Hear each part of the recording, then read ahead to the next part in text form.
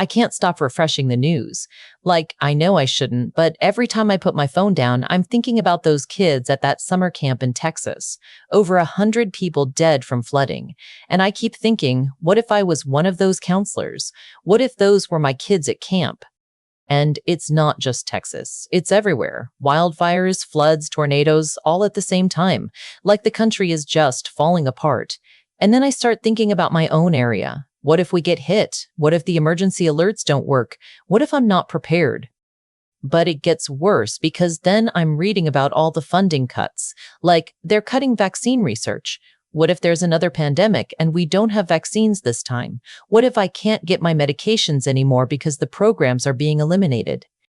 Oh God, Emily, the medication thing hits so close to home. I've already had to switch 2 of my prescriptions because my insurance stopped covering them. And now with all these health service cuts, I'm constantly worried that the next letter in the mail is going to tell me they're cutting something else I need. But you know what really gets me spiraling? I heard a baby crying in the grocery store yesterday and I had to leave my cart and walk out, just abandoned it. Because I'm terrified that my body is going to start producing milk and I'm not even pregnant. It's this biological response I can't control and it makes me feel like I'm not safe anywhere there might be babies. Wait, that can happen? It's called galactorrhea, and it can be triggered by just hearing a baby cry if your hormones are sensitive enough. So now I avoid places where there might be babies, restaurants, stores, even some coffee shops, which means I basically don't go anywhere, which makes my anxiety worse. And then I read about these women getting attacked, and I think about how I have to go to the auto shop next week to get my car fixed. All these men I don't know in this garage, and what if they see me as vulnerable? What if something happens and nobody hears me scream because it's loud in there?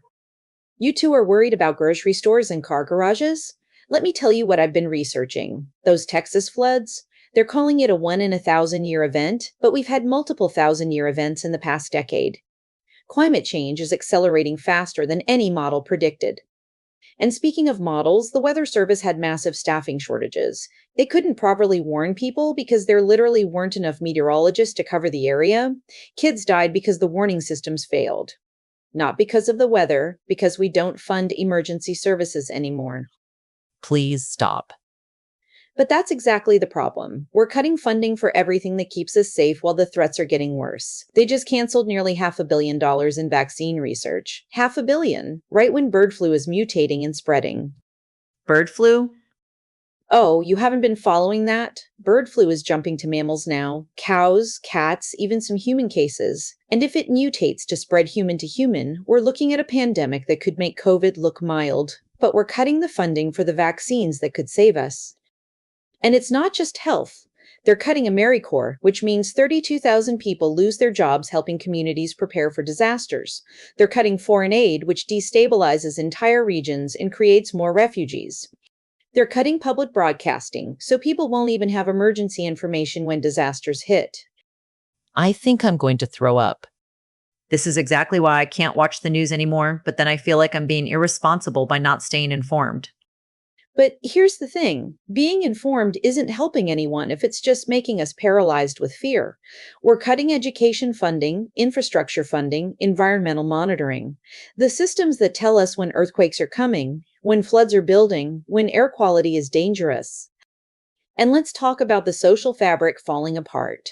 Mass shootings at schools, workplaces, shopping centers, people driving trucks through crowds, random stabbings. I work in an office building, and I actually walk my door now because you never know who's going to snap.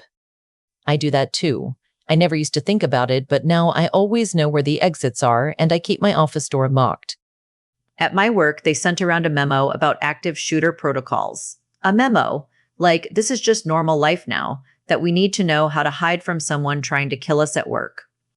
And meanwhile, we're cutting funding for mental health services, community programs, everything that might actually address why people are becoming violent in the first place. It's like we're deliberately creating the conditions for society to collapse. But what are we supposed to do? How do you live when everything feels like it's falling apart? I don't know. I really don't know. Some days I feel like I should be stockpiling food and water, but then I think that makes me one of those crazy preppers. Maybe the crazy preppers are the only ones who have the right idea. Because when the next disaster hits, and it will hit, the data shows it's not, if but when, the government response is going to be even worse than it is now. So we're just doomed? Is that what you're saying? I'm saying we're living through the collapse of the systems that used to protect us, while the threats are getting worse, and most people are just pretending it's not happening. I can't. I need to lie down. This is too much. But if we don't think about it, how do we prepare? How do we protect ourselves? That's the impossible question, isn't it? How do you prepare for everything falling apart when thinking about it falling apart makes you unable to function?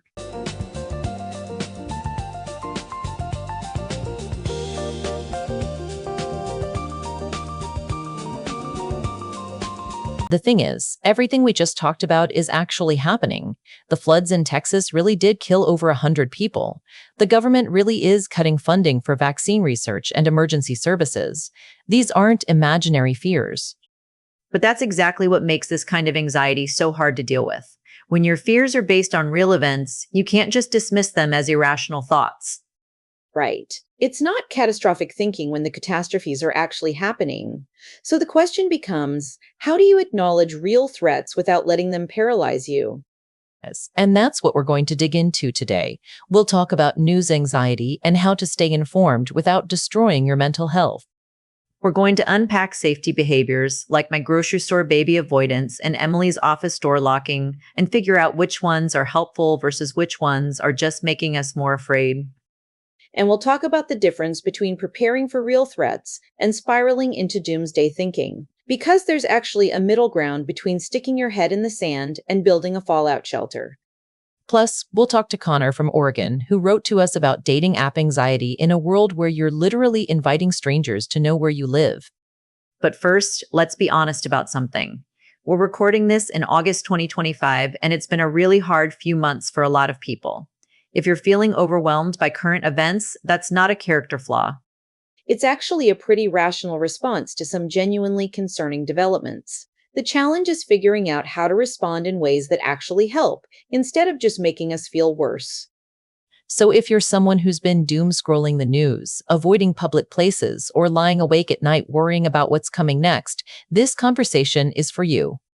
And if you're someone who's been telling yourself you should just stop watching the news and everything will be fine, this is also for you. Because ignoring real problems isn't a solution either.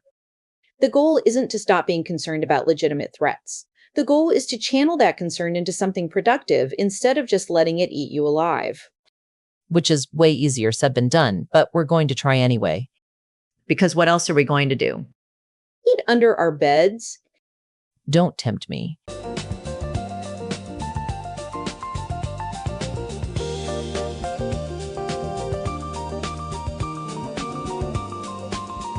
So let's talk about the news thing, because I think this is where a lot of us get stuck. Like, I genuinely want to be an informed citizen, but every time I check the news, I end up in this spiral where I'm convinced everything is falling apart. The problem is that news is literally designed to capture and hold your attention, not to give you an accurate picture of reality. The stories that get the most clicks are the ones that trigger strong emotional responses. Right, so we're getting a completely skewed view of what's actually happening in the world. It's like if you only learned about cars by watching crash test footage. But some of this stuff is really happening. Those kids in Texas really did die in those floods. The funding cuts are real. How do I know what's worth worrying about versus what's just media manipulation? That's the key question. And here's what I've learned from my research. There's a difference between being informed about trends and being constantly updated on every single incident. What do you mean? Like, it's useful to know that extreme weather events are becoming more frequent and intense. That's a trend that affects planning and preparation. But knowing about every single flood, tornado, and wildfire as it happens in real time doesn't actually make you safer. So you're saying we should care about climate change, but not obsess over every weather event? Exactly. The individual events are data points, but the constant stream of them creates this sense of imminent doom that's not actually helpful for decision making. This is where I get stuck, though. Like, when I read about all the health funding cuts, my brain immediately goes to worst case scenarios. What if there's a pandemic? What if I can't get my medications? And then you start planning for every possible catastrophe, which is exhausting and impossible. Right. So, how do you prepare for legitimate threats without driving yourself crazy? I think it comes down to distinguishing between probable risks and possible risks. Like, it's probable that there will be more extreme weather events. It's possible that we'll have another pandemic, but it's not probable that both will happen next week in your specific location. But how do you calculate those probabilities when your anxiety brain is convinced that if something bad can happen, it will happen? And to you specifically, at the worst possible time. This is where I actually use my research skills for good instead of evil. I look at actual statistics instead of news stories. Like, what's the actual likelihood of a major disaster in my area this year? And what do you find? Usually that the risk is real, but much lower than my anxiety brain thinks. Like, yes, there will probably be more flooding in Texas, but I don't live in a flood zone and the risk to me personally is very low. But what about the medication thing? That feels more immediate. Right, like the funding cuts are already happening. That's not a future risk, that's a current reality. And that's where you shift from worrying to planning. Instead of spiraling about what might happen, you make concrete plans for what you'll do if it does happen. Like what kind of plans? For medications, you could talk to your doctor about generic alternatives, research patient assistance programs, maybe keep a small emergency supply if possible. Concrete steps that actually address the problem. That makes sense. Instead of just lying awake worrying about it, you actually do something. But what about the news consumption itself? Like, how do you stay informed without getting overwhelmed? I've been experimenting with news schedules. Like, I check the news once a day for 15 minutes instead of constantly throughout the day. That's smart. I also try to get my news from sources that focus on solutions instead of just problems.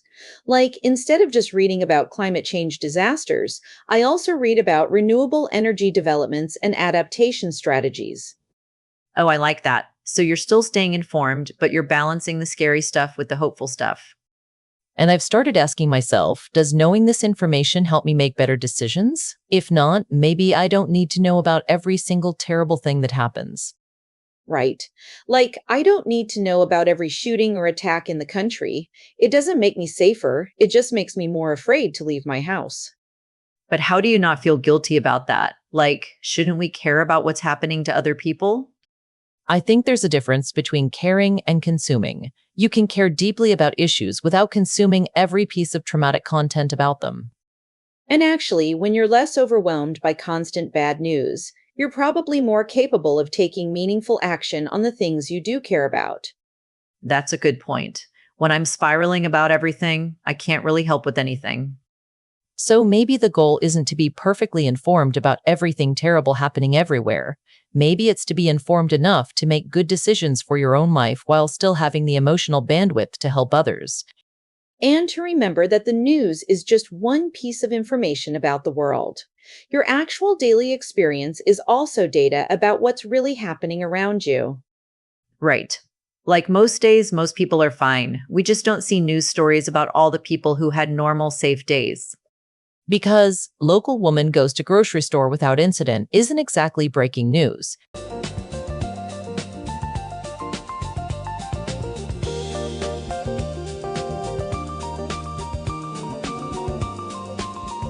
Okay, let's talk about the elephant in the room, all the things we do to try to feel safer that might actually be making us more anxious. Like my whole grocery store baby avoidance thing. Right, because I was thinking about what you said earlier and I realized I do something similar. I scope out every room I enter for exits. I sit with my back to the wall in restaurants. I keep my office door locked. Those aren't necessarily bad things, though. Some level of situational awareness and basic precautions make sense, especially given current realities. But how do you know when you've crossed the line from reasonable precaution to anxiety-driven avoidance? That's exactly what I've been working on with my therapist. She calls it the difference between safety behaviors and safety theater. What's the difference? Safety behaviors actually reduce risk. Safety theater just makes you feel better temporarily, but doesn't actually make you safer, and often makes your anxiety worse over time. Okay, so give me an example. Like locking your office door during the workday might be reasonable depending on your workplace. But if you're doing it because you're terrified of random violence and it's making you hypervigilant and unable to concentrate, then it's probably safety theater. So my grocery store thing is definitely safety theater because avoiding all places with babies isn't actually protecting me from anything real. Well, maybe. If hearing babies cry genuinely triggers a physical response that's distressing, maybe the question is finding a middle ground instead of complete avoidance. What do you mean? Like, maybe Cora could try going to stores during off-peak hours when there are fewer families, or wearing headphones, or having a plan for what to do if she hears a baby crying that doesn't involve abandoning her cart and fleeing. That actually makes sense. Because right now, my strategy is just avoidance, which means I barely go anywhere, which makes me more isolated and anxious. Right. And isolation often makes anxiety worse, not better. Plus, avoidance tends to generalize.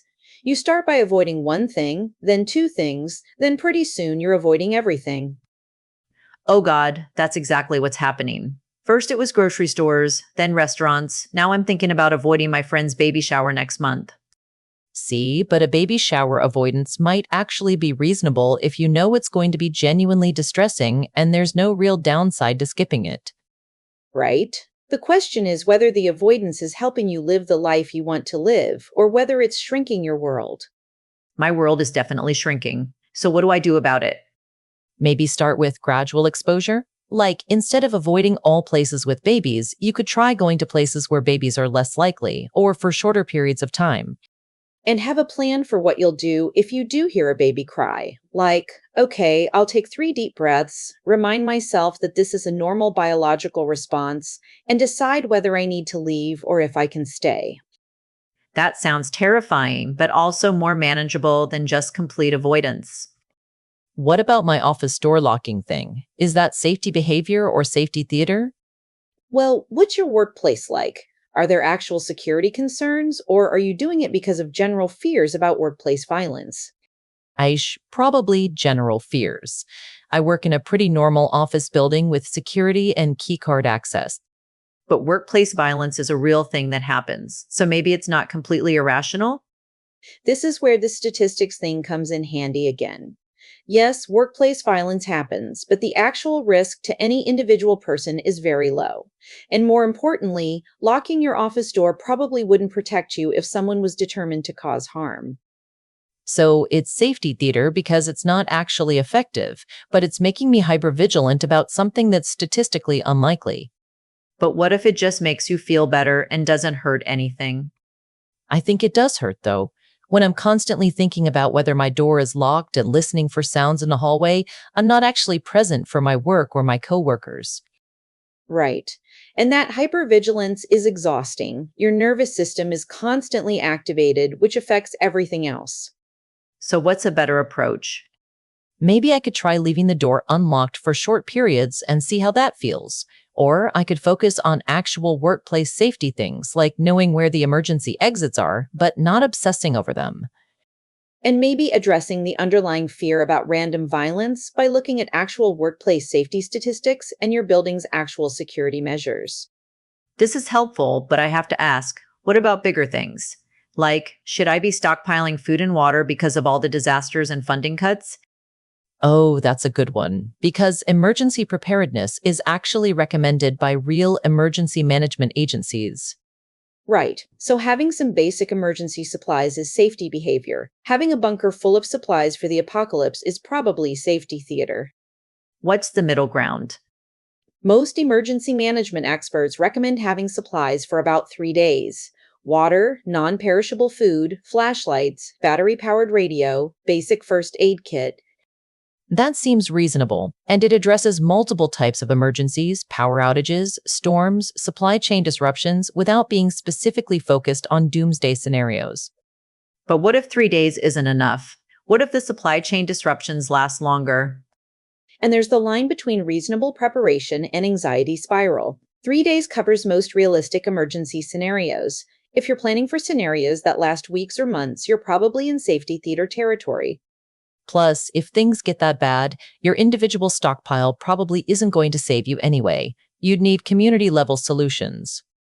So the goal is to prepare for realistic problems without preparing for the end of the world. Exactly. And to check in with yourself about whether your safety behaviors are helping you feel genuinely safer and more prepared, or just feeding your anxiety. Right. If you're spending more time worrying about disasters than enjoying your actual life, that's probably a sign that you've crossed the line.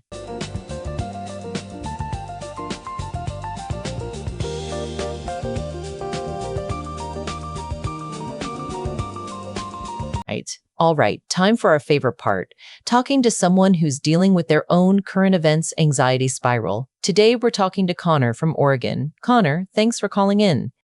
Hey, thanks for having me. So this is kind of embarrassing, but I've basically stopped dating because I'm convinced that meeting people from apps is going to get me killed.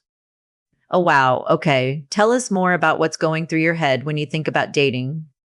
Well, you're literally giving strangers your real name, your photos, sometimes your phone number, and then you're meeting them in person, often in places they suggest. And with all the crazy stuff happening lately, people getting attacked, all the violence, it just feels like I'm setting myself up to be a victim. So you're dealing with the intersection of normal dating anxiety and heightened awareness of random violence. That's actually really understandable given current events. Right? Like, I used to think people who were paranoid about online dating were being dramatic, but now I read about people getting assaulted or worse, and I'm like, maybe they had the right idea. But Connor, can I ask, are you avoiding all dating or just dating apps specifically? Pretty much all dating. Because even if I meet someone in person, how do I know they're not dangerous? At least with apps, you can kind of research people beforehand. That's interesting. So the apps feel both more dangerous and safer at the same time. Exactly. It's this weird contradiction where I'm afraid of the apps because strangers can find me, but I'm also afraid of not using them because then I don't have any information about people. This sounds like it's really about control and information. You want enough information to feel safe, but any amount of information sharing feels too risky. Yes, that's exactly it. Like, I want to know everything about them before I meet them, but I don't want them to know anything about me. Which is probably not going to lead to great dating outcomes, even if you did meet someone. I know. But how do you balance being safe with actually living your life, especially when you're a guy and people expect you to not be worried about this stuff? Oh, that's a really good point. There's probably extra shame for men about having safety concerns around dating. Definitely. Like, I'm supposed to be the one who's potentially dangerous, not the one who's afraid. But I'm not a big guy, and I'm not particularly intimidating, and I worry about things just like everyone else. So let's talk about realistic risk assessment here. Connor, have you looked at actual statistics about dating app safety? I've tried, but then I just find all these horror stories about people getting hurt. Right, because individual horror stories feel more real than statistics. But Connor, think about it this way. How many people do you know who use dating apps? I mean, pretty much everyone I know has used them at some point. And how many of them have been seriously harmed by someone they met on an app? Well, none that I know of personally. But that doesn't mean it doesn't happen. Of course it happens. But the question is, how often relative to how many people are using these apps safely? Millions of people use dating apps every day without incident. So maybe the issue isn't whether dating apps are completely safe. Nothing is completely safe. But whether you can take reasonable precautions without avoiding dating entirely. Okay, so what would reasonable precautions look like? Well, what do your friends do when they meet people from apps? Usually, they meet in public places for the first few dates, tell someone where they're going, sometimes they even have their friends call to check in. Those all sound like reasonable safety behaviors, not safety theater. They reduce actual risk without preventing you from dating. Right. And you could add things like doing a quick social media check before meeting someone, meeting in places you're familiar with, having your own transportation. That actually sounds doable. I think I'd been thinking about it as either being completely safe or completely reckless with nothing in between. Which is classic anxiety brain thinking. Everything is either perfectly safe or totally dangerous. But real safety is usually about risk reduction, not risk elimination. You can't eliminate all risk from dating, just like you can't eliminate all risk from driving or flying or walking down the street. So I should think about dating like I think about driving? Like, I know cars can be dangerous, but I still drive because the benefits outweigh the risks and I can take precautions. That's a really good analogy. You wear a seatbelt, you follow traffic laws, you don't drive when you're impaired, but you don't stop driving altogether because accidents are possible. Okay, that actually makes me feel better about it. I think I can try meeting someone in a public place with some basic precautions. And remember, you can always leave if something feels off. Trust your instincts, but don't let anxiety make all your decisions. All right, everyone, homework time. This week, we're doing something we're calling the Reality Check Challenge, Part 2. Pick one thing you've been avoiding because of current events or general safety concerns. Just one. Write down what you're afraid will happen if you do that thing. Then research the actual statistical likelihood of that thing happening.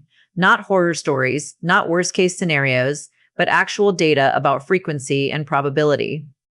Finally, make a plan for how you could do that thing with reasonable safety precautions, and try doing it once this week. The goal isn't to prove that everything is perfectly safe. The goal is to practice distinguishing between reasonable caution and anxiety-driven avoidance. And remember, we're all trying to figure out how to live in uncertain times. You're not weak for being worried about things, and you're not paranoid for taking precautions. The challenge is just making sure that your precautions are actually helping you live the life you want instead of shrinking your world. Before we go, remember, the world has always been uncertain and sometimes dangerous. What's different now is how much information we have about every bad thing that happens everywhere. Your anxiety is not a character flaw. It's your brain trying to protect you in a world that feels unpredictable. The goal is just to give your brain better information to work with. Thanks for listening to What Me Worry. I'm Emily. I'm Cora. I'm Gianna. And I'm Connor, and I'm going to try to go on a date this week. We believe in you, Connor. This was an AI scripted voice drama for entertainment and informational purposes only. If you're in crisis or need professional help, please call 988 or contact your local emergency services. Take care of yourselves out there. And remember, being worried about real things doesn't make you crazy. It makes you human.